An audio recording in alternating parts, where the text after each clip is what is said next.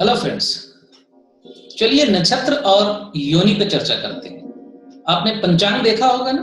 पंचांग में अक्सर लिखा होता है नक्षत्रों की योनि के बारे में भी, और जन्म कुंडली जब बनती है तो उसके प्रथम पृष्ठ पे आपको नक्षत्र की योनि, नक्षत्र का गण इत्यादि आपको अलग से एक चैप्टर में लिखा मिलता है। कौन सी राशि, कौन सा लगन है, किसके नक्षत्र में है, किसके कितने चरण में है, उसका गण क्या है, राक्षस गण है कि नर गण है।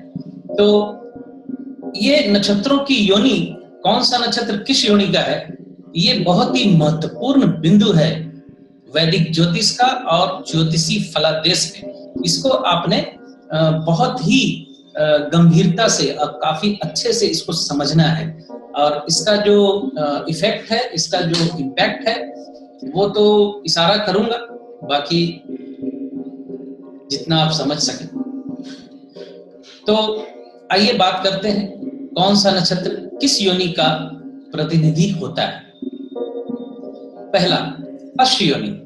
अश्विनी और शतभिषा, ये दोनों नक्षत्र, यानी एक केतु का नक्षत्र और एक राहु का नक्षत्र जो है अश्व योनि का कहलाता है। ये इस नक्षत्र में जन्मे जातक, यानी अश्व योनि में जन्मे जातक स्वच्छंद प्रकृति, बहादुर, सद्गुणी, तेजवान, स्फूर्तिवान, उत्तरदायी, वफादार, चंचल, अग्रणी यानी नेतृत्व करने वाले, किसी का आधिपत्य स्वीकार ना करने वाले, गाना, संगीत व वाद्य यंत्रों में रुचि रखने वाले होते हैं। और अश्विनी और शतभिषा नक्षत्र यानी अश्व योनि में जन्मे जातक जल्दी बैठते नहीं है, कहीं खड़े रहते हैं। वो गाड़ी नहीं मिलेगी तो पैदल चल देंगे, दौड़ के चले जाएंगे। उनके अंदर मतलब वो आप सुनते हैं ना, गाड़ी में कितनी हॉर्स पावर है, तो ये हॉर्स पावर जैसी ही बात इस अश्व योनि में जन्म लिए जातकों के साथ इफेक्ट करती है। गज योनि, भरणी नक्षत्र व रेवती नक्षत्र, ये दोनों नक्षत्र जो हैं गज योनि के नक्षत्र कहलाते हैं। बलवान, स्थूलकाय, मस्त चाल वाला, गंभीर, ज्ञानवान, उत्साही, सत्यभाषी, भोगी और राजमान्य कहलाता है, यानी राजा का करीबी होता है। ये बड़ी मस्ती में चलते हैं। मेष योनि, कृत्तिका व पुष्य नक्षत्र जो है मेष योनि कहलाती है। मेष योनि में जन्मा जातक पुरुषार्थी, पराक्रमी, बुद्धिमान, निर्भय, कर्मठ, धनवान, समाजसेवी, परोपकारी और संघर्ष प्रिय होता है। सर्प योनि, रोहिणी व मृगशिरा नक्षत्र में जन्मे जातक सर्प योनि में जन्मे जातक कहलाते हैं। इस योनि में जन्मे जातक कठोर हृदय, क्रोधी, क्रूर, कृतघ्न मतलब किसी ने उपकार किया तो उसको भूल जाने वाले, ढोंगी, पराया धन हरने वाला और बदले की भावना से युक्त होते हैं। अब क्या है, इस योनि में जो जन्मे होंगे ना, वो अभी कूद के खड़े हो जाएंगे कि मैं ऐसा नहीं हूं। ठीक है, आप नहीं होंगे, जरूरी नहीं है कि ये यहाँ जो योनि का विचार किया जा रहा है वो वैसा एज इट इज हो जाएगा। मैं फिर अपनी बात दोहराऊंगा ना, ब्लेंडिंग्स। इस नक्षत्र पे, इस नक्षत्र लॉर्ड पे अगर बृहस्पति की दृष्टि है, कुंडली के अच्छे भावों के ग्रहों की दृष्टि है, शुभ ग्रहों की दृष्टि है, सात्विक ग्रहों की दृष्टि है, तो फल में तो अंतर आ जाएगा। इसको तो समझना होगा, एक डंडे से थोड़ी हाँका जा सकता है। श्वान योनि, आर्द्रा व मूला नक्षत्र में जन्मे जातक जो है श्वान योनि में जन्मे जातक कहलाते हैं। अब आज की तारीख में श्वान का मतलब बहुत लोग नहीं समझते। मैं इसको हिंदी में कहूं, इसको कुत्ता योनि कहते हैं, और इंग्लिश में, अंग्रेजी में इसको डॉग योनि कहते हैं। ये अब क्लियर हो गया। तो इस योनि में जन्मे जातक परिश्रमी, उत्साही, शूर, माता तथा पितृभक्त, स्वामी भक्त, वाचाल प्रकृति के होते हैं, स्वजाति विरोधी भी होते हैं और सर्वभक्षी प्राणी कहलाते हैं, और उत्तम संदेश वाहक भी होते हैं, यानी अच्छा कम्युनिकेशन के काम में ये फिट होते हैं। ये मार्जार योनि, मार्जार योनि पुनर्वसु व आश्लेषा नक्षत्र में जिनका जन्म है उसे मार्जार योनि में जन्म कहलाता है। मार्जार का मतलब होता है बिलाव। इस योनि में जन्मे जातक कार्यदक्ष मगर डरपोक, कायर, चपल व चालाक होते हैं, झगड़ालू, वृथा क्रोध करने वाले, निर्दयी, क्रूर, मिष्टान भोजी और दुष्टों की संगत में रहने वाले होते हैं।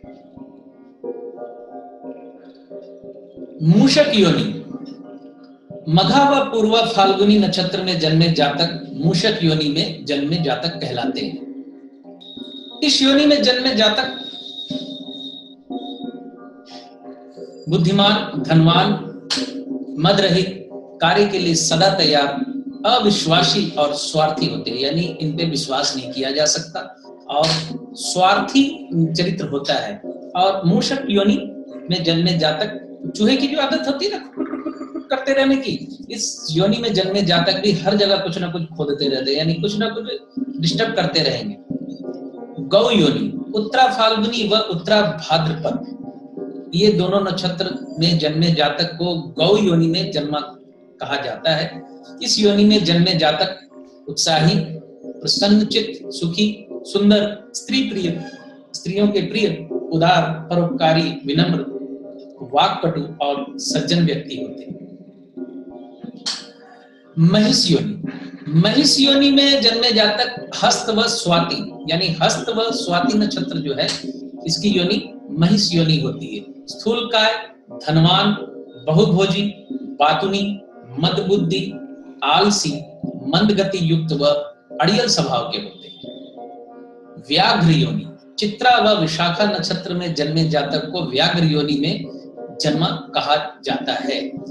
इस योनि में जन्मे जातक स्वच्छंद, चतुर, चालाक, फुर्तीला, धोखेबाज, भ्रमणशील, सर्वभक्षी, धनवान, बलवान, स्वयं की प्रशंसा करने वाला होता है। मृग योनि, अनुराधा नक्षत्र व ज्येष्ठा नक्षत्र जो है मृग योनि का कहलाता है। इसमें जिनका जन्म होता है इस योनि में जातक का, ये जातक सुंदर होते हैं, आकर्षक होते हैं, सत्यवक्ता होते हैं, स्वतंत्रता प्रिय होते हैं, स्वजन प्रिय होते हैं, निर्मल स्वभाव युक्त होते हैं और दयालु, चंचल, उत्तम कार्यरत और ललित कला प्रिय, यानी अभिनय और स्टेज वगैरह में अभिनय करना, इसमें इनका अच्छा दखल होता है। और ये अगर महिला है, अगर स्त्री है, अगर इसमें जन्मी, तो फिर वो एक ही शब्द कहूंगा, वो मृगनयनी सुना होगा। तो पूर्वाषाढ़ा व श्रवण नक्षत्र जो वानर योनि में जन्म होता है, यानी वानर योनि में जन्म कहलाता है। अगर पूर्वाषाढ़ा नक्षत्र और श्रवण नक्षत्र में अगर जातक का जन्म हो तो ये जो चंचल होते हैं, चपल होते हैं, अब वानर के स्वभाव को पकड़िए, मिष्टान भोजी होते हैं, नकलची होते हैं, ठीक है ना, आगे पकड़ में वानर का स्वभाव, धन लोलुप होते हैं, संकालु होते हैं, साहसी भी होते हैं, कामी होते हैं और झगड़ालू होते हैं। नकुल योनि, उत्तराषाढ़ा नक्षत्र में जन्मे जातक को नकुल योनि में जन्मा कहा जाता है। परोपकारी, धनवान, लोकप्रिय, चतुर, माता पिता का भक्त मगर स्वार्थी। सिंह योनि, धनिष्ठा व पूर्वा भाद्रपद नक्षत्रों में जिनका जन्म होता है उन्हें सिंह योनि में जन्मा कह सकते हैं। ये जातक शक्तिशाली, प्रभावशाली, व्यक्तित्व का धनी, नेतृत्व शक्ति युक्त, धर्मपरायण, उत्तम कार्य करने वाला, सदाचारी, परिवार तथा शरणागत का पोषक एवं रक्षक होता है। यानी सिंह के जो स्वभाव होते हैं उसमें उसको कुछ आप ले लीजिए एज इट इज, लेकिन फिर वही बात है कि आपने एज इट इज ही तो नहीं ले लेना है, इसको समझना है पूरी स्थिति को, और पूरी स्थिति को समझने के बाद आपने फलादेश करना है। ऐसा नहीं कि आपने एक पॉइंट पकड़ लिया और उस पे आप चल दिए, तो नहीं होता है इस तरह, आपको मिक्सचर करना होता है। सब्जी भी बनती है ना 10 तरह के मसालों को मिलाकर, और तब कहीं जाके एक लाजवाब चीज बनती है। तो फलादेश भी वैसी ही चीज है, फलादेश भी ऐसे ही आते हैं। ठीक है, चलिए मिलते हैं फिर किसी और विषय को लेकर अगले वीडियो में। तब तक के लिए नमस्कार।